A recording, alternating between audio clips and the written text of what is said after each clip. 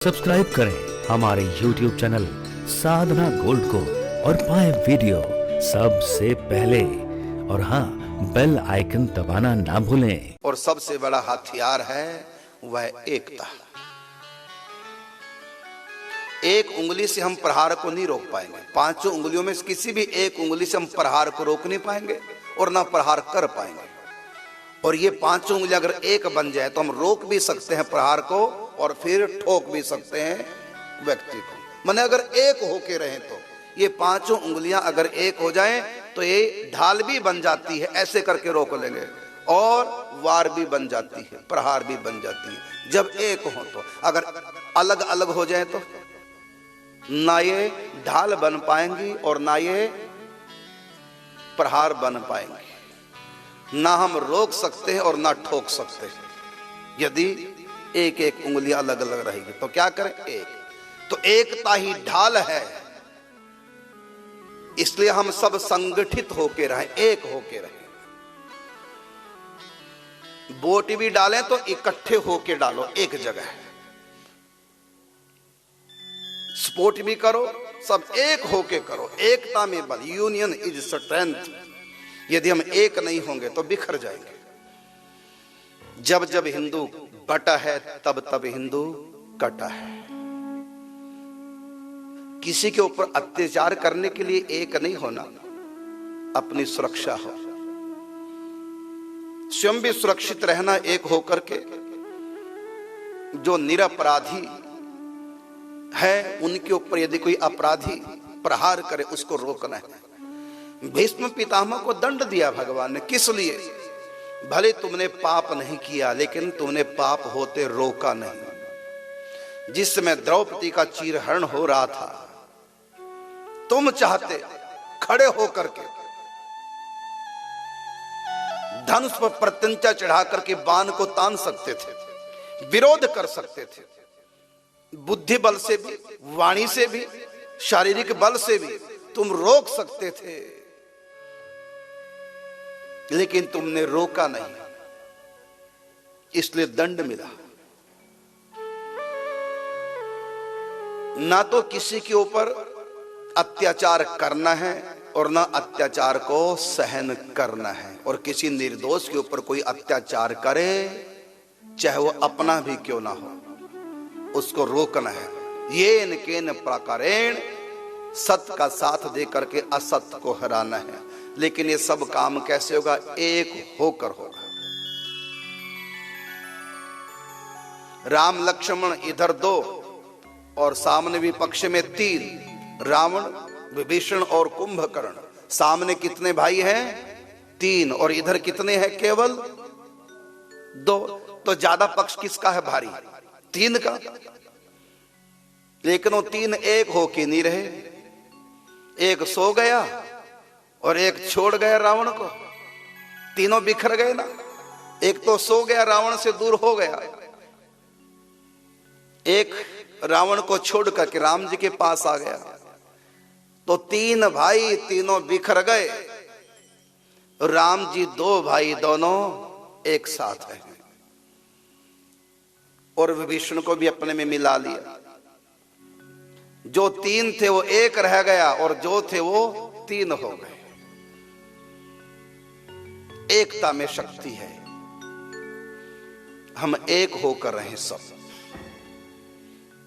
एक ही जगह वोट डालें, तब तुम्हारी सुनाई होगी।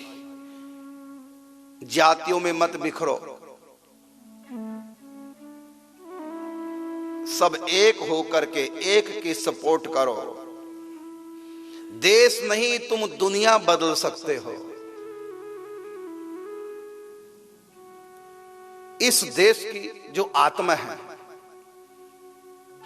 वो सनातन धर्म है। आत्मा से शरीर क्रियान्वित होता है। आत्मा गई तो शरीर भी डेड हो गया। इस देश की जो आत्मा है वो सनातन धर्म है, जो सदा से चला आ रहा है। वो इस देश की आत्मा है, उसी से देश जीवित है। आत्मा होगी तो शरीर काम करेगा। लेकिन आत्मा सो रही है। अब धीरे धीरे इस समय जग रही है। जैसा माहौल, जगा भी विरोधी लोग रहे हैं। सनातन धर्म की बुराइयां जब करते हैं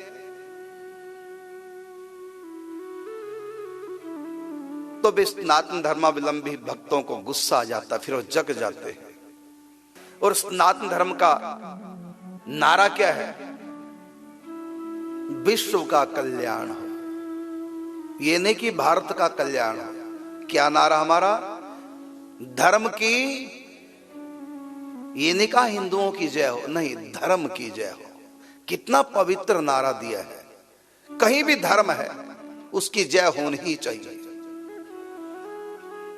हमने नहीं कहा कि हिंदुओं की जय हो, गैर हिंदुओं का नाश हो, ये नहीं कहा। बस ये कहा धर्म की जय हो और अधर्म का नाश हो। वो अधर्म चाहे हिंदुओं में भी क्यों ना हो, अधर्म का नाश ही होना चाहिए। और धर्म चाहे किसी में भी क्यों ना हो, उसकी जय होनी ही चाहिए। कितना पवित्र विचार है सनातन धर्म का। धर्म की जय हो और अधर्म का नाश हो। और इस नारे पर किसी का कोई विरोध कर ही नहीं सकता।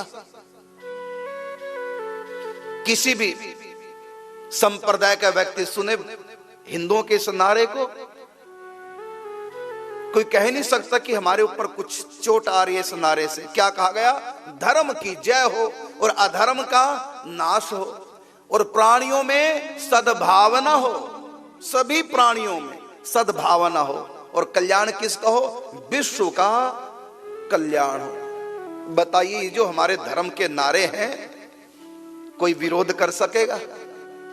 फिर भी कोई सनातन धर्म का विरोध कर रहा है, वो आत्महत्यारा है। वो मनुष्य भी नहीं है, जानवर है। सनातन धर्म की शिक्षा तो देखिए, सर्वे भवन्तु सुखिना, सबका उद्धार हो। ऐसी धर्म चाहिए इस विश्व को जो सबका भला चाहता है। ये नहीं कि जो गैर हिंदू हैं उनका सर्वनाश हो। ये औरों के पास है ऐसे नारे, लेकिन भारत की आत्मा सनातन धर्म ये ऐसा नारा नहीं देती। ये विश्व का कल्याण चाहते हैं, विश्व का कल्याण हो। और कहीं ये नहीं, अद्वेष्टा सर्वभूतानाम। गीता हमारा मूल ग्रंथ, भगवत वाणी, स्वयं भगवान कहते हैं क्या? अद्वेष्टा सर्वभूतानाम। समस्त प्राणियों से अद्वेष रखो, मतलब द्वेष मत करो किसी से भी। अद्वेष्टा सर्वभूतानाम। और मैत्री करुण एवचा, सब जीवों के प्रति मित्रता का व्यवहार करो। मैत्री करुण एवच, सबके प्रति करुणा राखो, दया करो सब पर। मिलेगा ऐसा धर्म विश्व में? कहते होते हैं लोग हम भी धर्म को मानते, हम भी धर्म को मानते, लेकिन तुम्हारा धर्म कहे क्या रहा? धर्म तो ये है सनातन धर्म जो विश्व का कल्याण चाहता है। सर्वे भवन्तु सुखिनः वसुधैव कुटुम्बकम की जो भावना रखता है, यह है धर्म पूरे विश्व के लिए। ये तो भगवान कृष्ण ने गीता में कहा। अब सुनिए राम जी क्या कहते हैं रामायण में। सब मम प्रिय, सब मम उपजाए,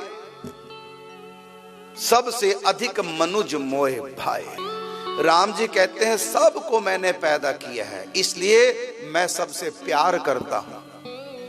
ये कहता है हमारा धर्म, हमारे भगवान ये कहते हैं। और लोगों के काल्पनिक भगवान, जो मुझको मानेगा वो ठीक, जो नहीं मानेगा उसको मार दो, उसको जीने का अधिकार ही नहीं। हम कहते हैं फिर तुम्हारे भगवान ने पैदा ही क्यों कर दिया? क्यों गलती कर दी ऐसे व्यक्ति की पैदा करके जिसको मारने की आज्ञा दे रहे हैं? लेकिन हमारे यहाँ ऐसा नहीं। हमारे यहाँ कहा कि सुधारो, सुधर जाए ठीक, ना सुधरे तब अच्छा व्यवहार करो। तो ऐसा धर्म ही विश्व शांति, विश्व को शांति का उपदेश दे सकता है, शांति की स्थापना कर सकता है। ऐसा धर्म का विस्तार होना चाहिए। लेकिन होगा कब? जब हम एक होकर के शक्तिशाली बनेंगे। हम पूरे विश्व को शांति का उपदेश कर सकते हैं। एक मंच पर पूरे विश्व को ला सकता है तो भारत ला सकता है।